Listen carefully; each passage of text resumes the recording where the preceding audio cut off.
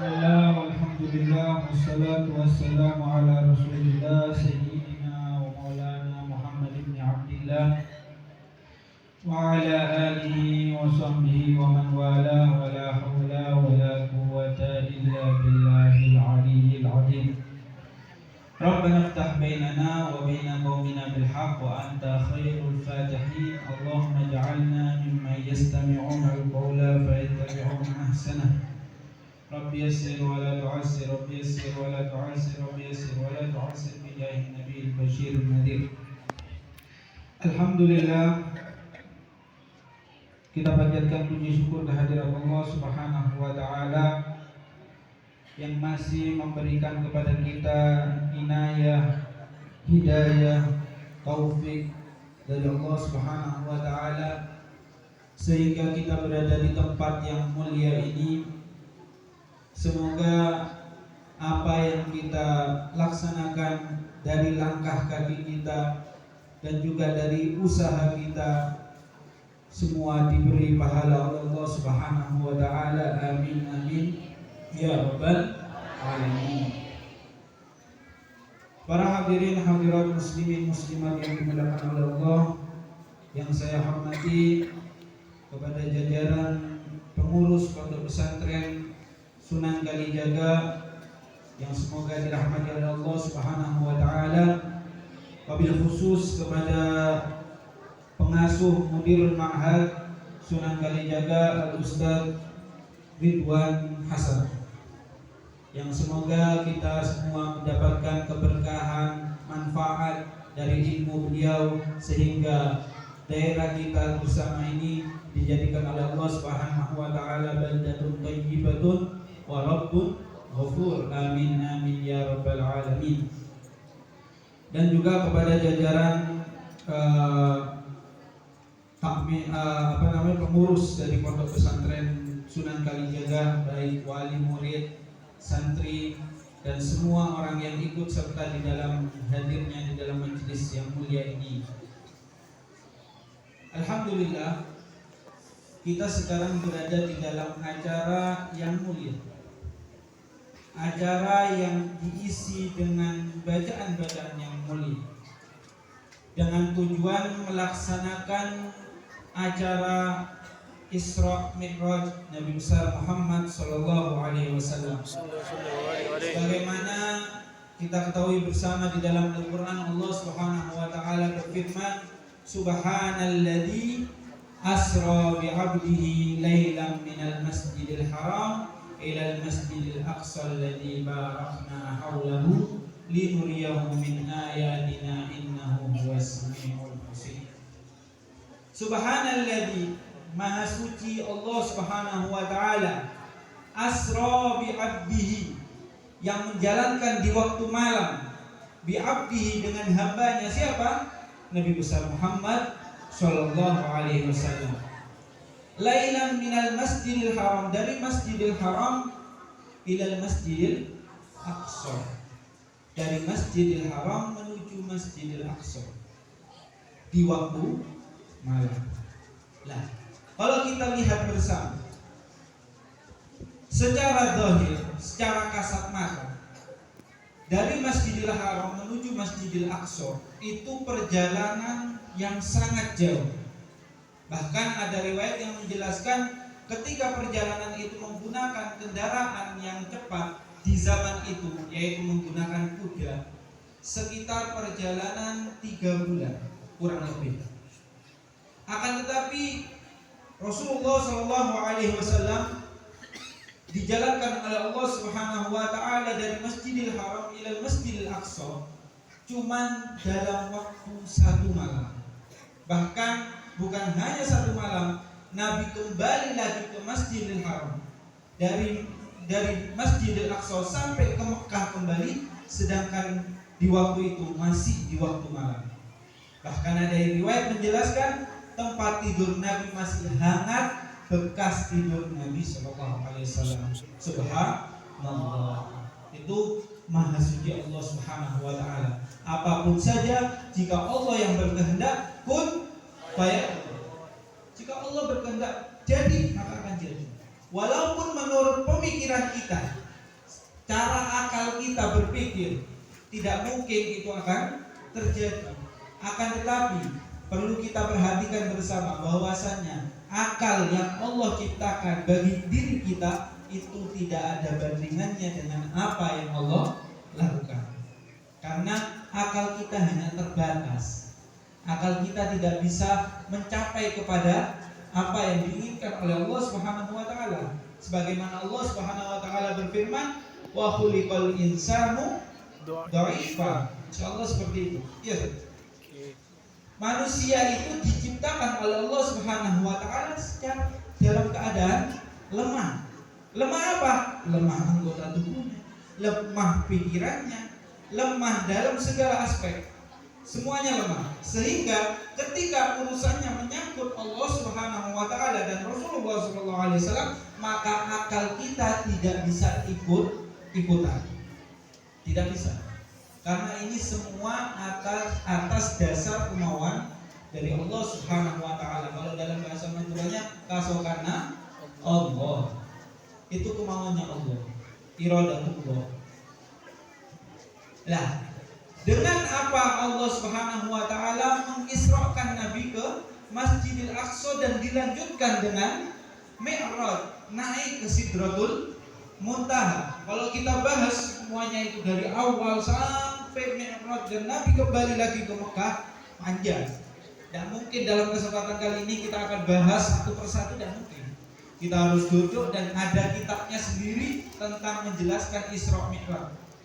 Nah, tapi inti dari adanya Isra Mi'raj ini apa? Allah Subhanahu wa taala memberikan hadiah kepada Nabi Muhammad SAW, yaitu berupa sholat berapa waktu? 5 waktu.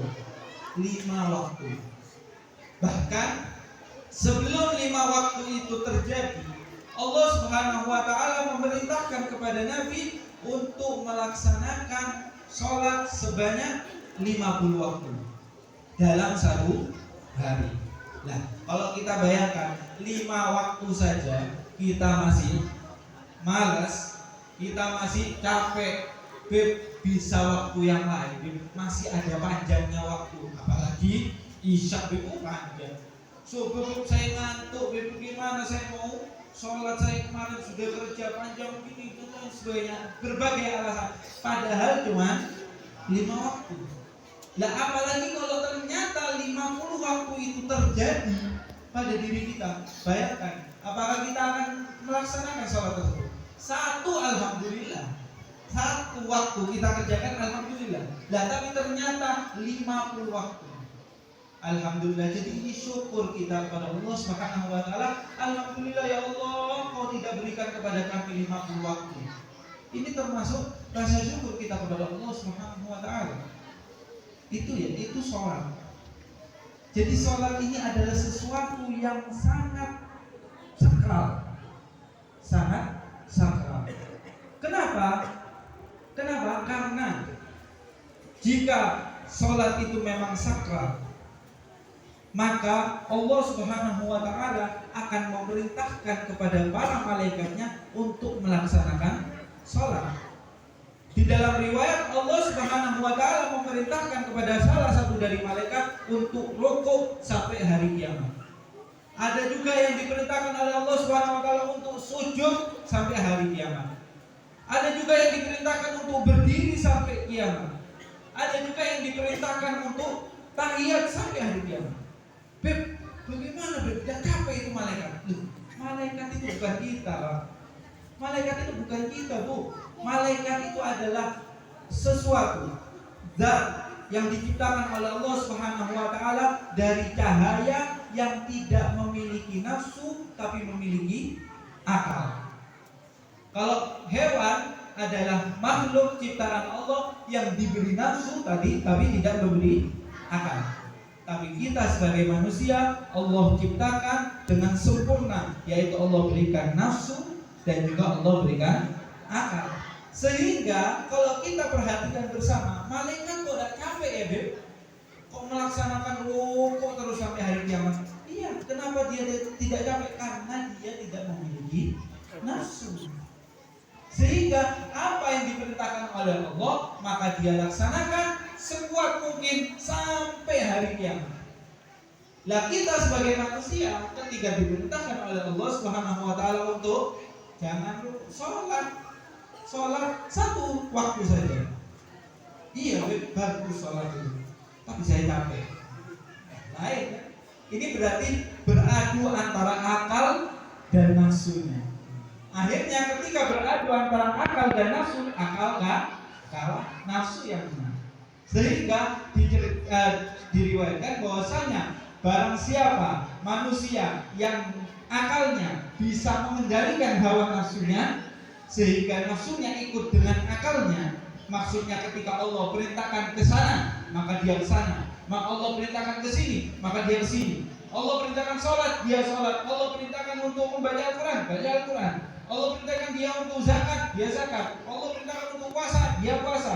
Nah, itu nafsunya dia kendalikan dengan akalnya. Maka Allah Subhanahu wa taala akan memberi derajat pada dirinya setinggi derajatnya malaikat, bahkan lebih dari malaikat. Kok bisa? Ya karena malaikat hanya memiliki akal, tidak memiliki nafsu.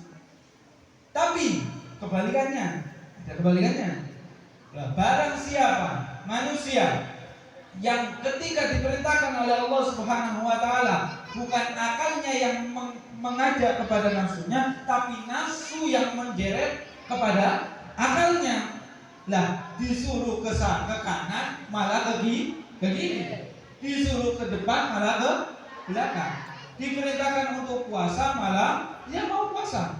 Oh, diperintahkan sholat malah mikirkan untuk baca Al-Quran, padahal perintahnya sekarang lagi sholat. Nah, gimana? Atau malah banyak melencengnya, maksiat dan lain sebagainya. Maka dia memiliki derajat di sisi Allah lebih hina daripada hewan. Oh, kok lebih hina dari hewan? Iya, karena hewan hanya memiliki nafsu tapi tidak memiliki. Manusia sudah punya dua-duanya, kok masih seperti hewan? Ya. Berarti kalau seumpama misal di antara kita masih model seperti ini, berarti kita masih kalangan hewan. Ya, kalau kita masih seperti ini, berarti kita kalangan hewan. Bahkan kita bisa di bawahnya hewan. Tapi kalau kita bisa lebih atas lagi, maka kita derajatnya sama seperti para malaikat. Gitu. Jadi ketika Allah perintahkan untuk sholat, kita kerjakan sekuat mungkin. Kenapa? Karena sholat itu ibarat apa? Sesuci untuk kita. Bisa mensucikan kepada anggota tubuh kita. Bagaimana caranya, Beb? Sholat itu kan sholat, Beb, gerakan. Mensucikan dari mana? Emangnya saya ketika sholat itu mandi, Beb? Ya, bukan seperti itu. Diibaratkan oleh Rasulullah SAW, jika kamu di depan rumahmu, jika di depan rumah kita ini, di depan rumah kita buka pintu, ketemu langsung ada sungai, misal dibuka pintu ada sungai. Nah, seperti sekarang kita berada di pondok pesantren, depan pondok langsung laut. Lah, setiap kita keluar dari pondok langsung nyemplung ke dalam laut. Dan itu berapa kali? 5 kali. 5 waktu kita masuk ke dalam laut tersebut. Masuk, keluar, masuk ke dalam laut. Masuk lagi. Keluar lagi yang kedua, masuk lagi mandi ke dalam laut. Keluar lagi. Sampai 5 kali. Lah, kata Rasulullah SAW, apakah tidak bersih anggota tubuhnya? Ayo, kalau kita pertanyakan, lah, kalau secara akal-akalan orang mandi 5 kali, bersih tidak? Bersih. Sama seperti sholat. Nah, orang yang melaksanakan sholat 5 waktu, maka Allah Subhanahu wa taala akan membersihkan anggota tubuhnya baik zahir maupun batin. Sebab sholat. Itu hebatnya sholat. Bahkan Sayyidina Umar Ibn Khattab, beliau ketika di akhir hayatnya, saking perhatiannya beliau dengan sholat, beliau di akhir hayatnya apa? Di dalam ceritanya beliau wafat dalam keadaan ditusuk. Ditusuk oleh siapa? Ada yang tahu? Anak-anak ini mungkin ada yang tahu siapa yang menusuk Imam Sayyidina Umar Ibn al-Khattab? Siapa?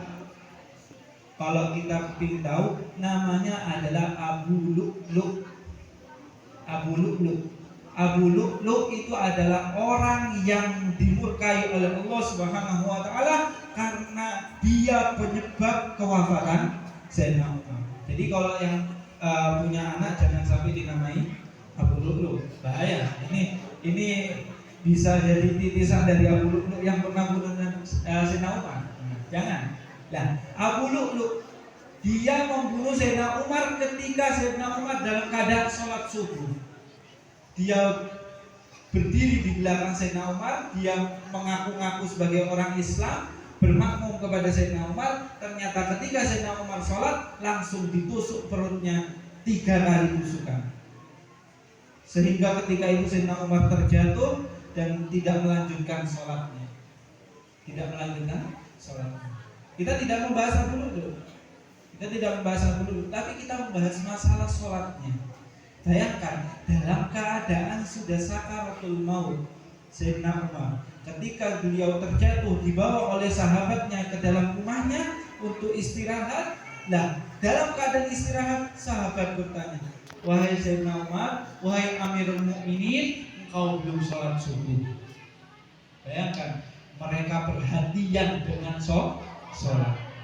Bapak kita udah berkesian, udah banyak, pikir mau sholat, sudah kita pikirkan gimana caranya biar sembuh.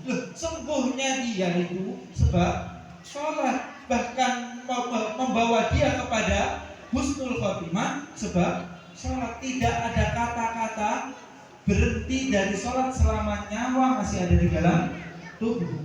Tidak ada. Walaupun tidak bisa melaksanakan sempurna, kita kerjakan sekuat mungkin. Lah, apa kata Sayyidina Umar? Sudah, jangan diperintahkan sholat, saya sudah sakit kayak gini, kamu tidak kasihan apa? Apa kayak gitu Sayyidina Umar berkata? Tidak. Sayyidina Umar, kau belum sholat subuh. Ayo kerjakan sholat subuh. Oh iya, tidak ada orang yang tidak diwajibkan sholat subuh. Maksudnya Sayyidina Umar berkata, walaupun aku masih dalam keadaan seperti ini, sakaratul maut, tetap kewajiban sholat ada pada diri. Sehingga ketika itu Sayyidina Umar meminta kepada sahabatnya untuk didudukkan dan melaksanakan sholat dalam keadaan darahnya ditutup oleh tangan. Pukulan darah, dan itu berlanjut sampai kewafatan beliau. Itu ya, perhatiannya beliau dengan sholat. Bahkan dengan adanya sholat, seseorang itu akan mendapatkan apa yang dia inginkan. Kita punya hajat kan? Semua kita punya hajat dunia kita punya, hajat akhirat juga kita punya. Apapun saja hajat kita, ketika kita butuh, laksanakan sholat. Kok bisa, Beb? Iya, karena ketika kita melalaikan diri dari sholat, maka apa yang kita inginkan pasti dibuat oleh Allah Subhanahu wa taala sulit semuanya. Iya. Ya, kalau kita bertanya pada diri kita masing-masing, Beb, saya mau rezekinya seret sekarang ini, Beb. Saya mau jualan ini dan jalan, dan laku, bahkan sampai rusak dan lain sebagainya. Kenapa itu? Tanyakan pada diri kalian masing-masing. Sholat kita ini betul atau enggak? Oh, kita ini sholat awal waktu atau malah molor-molor sampai mau masuk waktu berikutnya. Oh, kalau ternyata sholat kita masih salah, oh berarti kita perlu perbaiki sholat kita. Perbaiki dulu sholatnya. Insya Allah kedepannya ketika kita istiqomah di dalam melaksanakan sholat, perhatian dengan sholat, insya Allah Allah Subhanahu wa taala akan mempermudah segala apa yang kita inginkan. Apapun saja, hajat di dunia bil maisarah, hajat di ukhra bil maghfirah. Hajat dunia apapun saja, kepingin punya mobil, kepingin punya rumah, kepingin punya kerjaan, kepingin punya ini, punya itu, semua kepingin. Kita kan orang tingkat tinggi kalau punya hajat ya. sampai ke atas, saya kepingin nih, kok bisa saya jadi presiden sekalian, enggak apa-apa, saya kepingin, gimana caranya? Ya, kita ini tingkat orang yang angan-angan terlalu tinggi, padahal kita ini kelasnya kelas bawah. Oh, pengennya sampai jadi presiden dan lain sebagainya. Jadi biasa, keangan itu angan-angan, keinginan. Nah, selama itu baik keinginannya, ya ayo kita perjuangkan. Selama itu jelek, jangan dilanjutkan. Nah, dengan cara apa agar kita mendapatkan hasil yang sempurna? Ya, nomor satu, sholat. Karena apa? As-sholatu imaduddin. Nabi SAW pernah bersabda, sholat itu adalah tiang agama. Sholat itu adalah tiang agama. Tiang, namanya tiang. Nah, sampai tahu kan di sini ada berapa tiang? 1, 2, 3, 4, 5, 10 tiang. Belum yang di luar dulu lagi. Nah, ada 10 tiang. Namanya bangunan ini bisa kokoh ketika ada tiangnya. Dan tiangnya harus sempurna. Kalau memang besar, tiangnya harus lebih banyak dan juga lebih besar. Nah, ketika satu tiang itu dirobohkan, apakah bangunan ini akan roboh? Satu dirobohkan. Misal yang ini kita robohkan, apakah akan roboh semuanya? Tidak. Tapi bangunan itu akan mulai goyang, miring, dan lain sebagainya, dan tidak akan kuat bertahun-tahun. Karena apa? Karena tiangnya sebagian sudah roboh. Sama, apalagi dirobohkan semua, maka akan hancur seketika. Cukup dengan getaran gempa sudah membuat hancur. Jadi mudah-mudahan kita selamat semuanya ya. Kita selamat dari mara bahaya, baik itu gempa, tsunami dan lain sebagainya, semua dihindarkan dari kita. Amin. Ya Rabbal Alamin. Nah, itu bangunan. Sholat juga seperti itu. Agama juga seperti itu. Agama itu bagaikan bangunan yang sekarang kita ada di dalamnya ini. Ini agama Islam. Misal, nah, sholat adalah tiang. Nah, sholat ini tiangnya. Nah, ketika salah satu dari sholat kita hancurkan, maksudnya, oh saya tidak pernah sholat subuh, duhur, asar, maghrib, isya saya sholat, tapi subuh saya tidak kuat, ngantuk, hancur berarti. Bangunan masih kokoh, tapi lambat laun dia akan tambah rusak, dan pada akhirnya akan hancur. Apalagi tidak sholat sama sekali. As-sholatu imaduddin, faman aqamaha faqad aqamaddin. Barang siapa yang mendirikan sholat, berarti dia adalah orang-orang yang mendirikan agama. Dan barang siapa waman tarokaha faqad hadamaddin. Dan barang siapa yang meninggalkan sholat, ditinggalkan, tidak mau sholat sama sekali, bahkan sampai berkata, apa itu sholat? Tidak ada hasilnya sama sekali, tidak ada manfaatnya. Naudzubillah min dzalik. Ini bisa dikatakan orang ini kafir karena sebab meremehkan terhadap sholat. Barang siapa yang seperti itu, maka faqad hadamaddin, maka dia betul-betul menghancurkan agamanya sendiri. Agamanya sendiri dia hancurkan. Itu sholat. Sampai Rasulullah SAW itu kalau ketika keluarganya itu merasakan sulit dalam suatu hal, langsung sama Nabi diperintahkan, ayo sholat, jangan tinggalkan sholat. Ya, apa itu di dalam Al-Quran? Ya Allah,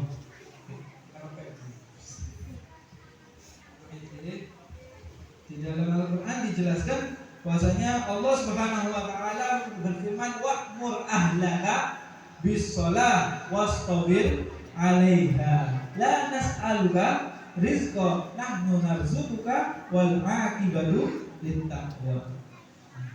Wa'mur ahlaka bis-shalah, perintahkan keluargamu untuk sholat. Ini bagi para kepala keluarga harus perhatian akan ini semua. Karena apa? Ketika kepala keluarga dia tidak perhatian akan sholat, baik sholatnya dia ataupun sholat keluarganya, ya hati-hati. Ini kalau keluar ada seseorang yang membiarkan dirinya atau keluarganya, walaupun dia ahli sholat, tapi keluarganya bukan ahli sholat, dibiarkan sama dia, hati-hati. Ya, wa'mur ahlaka bis-shalah. Allah Subhanahu wa taala yang berfirman, perintahkanlah keluargamu untuk sholat, wastabir 'alaiha, dan ajak mereka untuk bersabar, sabar ya.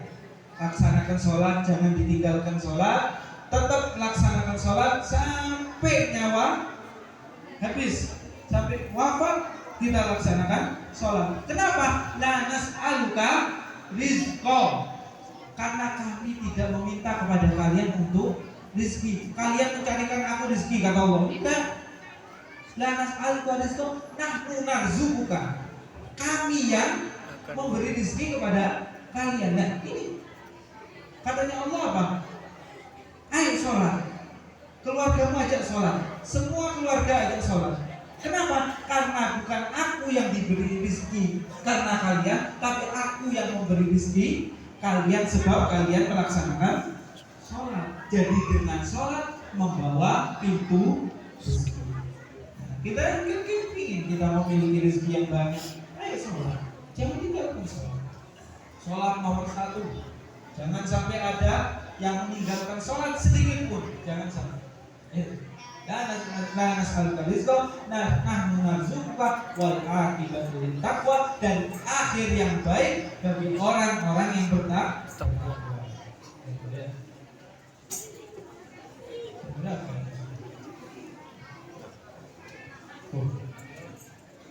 Gak lama sih. Nah, hampir maghrib. Ya, terakhir apa namanya? Di antara fadilahnya sholat itu bisa membuat anggota tubuh kita itu sehat, baik jasmani kita dan rohani kita. Tak perlu kita itu apa? Tak perlu kita itu melaksanakan olahraga tiap pagi, tak perlu. Biar saya setiap pagi olahraga, iya silahkan. Tapi cukup dengan sholat 5 waktu, badan kita ikut sehat. Badan kita ikut sehat. Ya, itu diantara manfaat-manfaatnya orang yang melaksanakan sholat. Makanya orang yang selalu sholat, dia selalu sehat. Ya, semoga dengan apa yang kita dengarkan dari apa yang kita baca ini dan apa yang kita dengarkan dari nasihat-nasihat yang mulia ini, semoga bisa menjadi cambuk bagi diri kita, agar kita semangat lagi, lebih semangat lagi di dalam melaksanakan sholat, lebih khususnya, sehingga kedepannya kita menjadi orang-orang yang menjadi orang-orang yang bertakwa di sisi Allah Subhanahu wa taala. Amin ya rabbal alamin. Wassalamualaikum warahmatullahi wabarakatuh.